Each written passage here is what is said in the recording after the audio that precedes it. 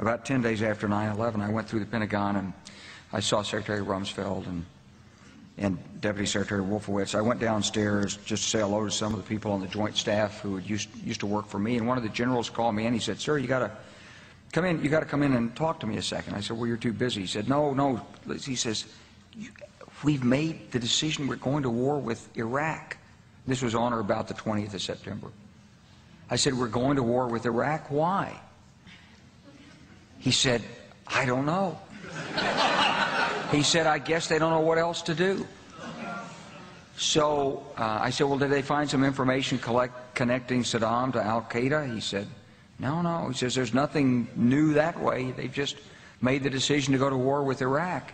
He said, "I guess it's like we don't know what to do about terrorists, but we've got a good military and we can take down governments." And he said, "I guess if the only tool you have is a hammer, every problem has to look like a nail."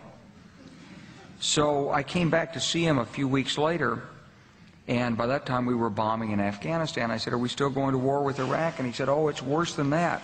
He said, he reached over on his desk, he picked up a piece of paper, and he said, I just got this down from upstairs, meaning the Secretary of Defense's office today, and he said, "This is a memo that describes how we're going to take out 7 countries in 5 years, starting with Iraq and then Syria, Lebanon, Libya, Somalia, Sudan, and finishing off Iran."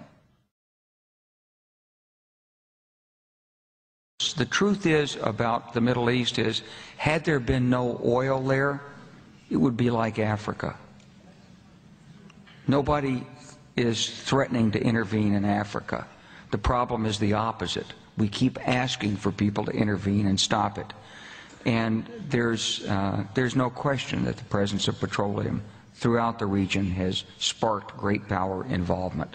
Whether that was the specific motivation for the coup or not, I can't tell you, but there's always been this attitude that somehow we could intervene and use force in the region.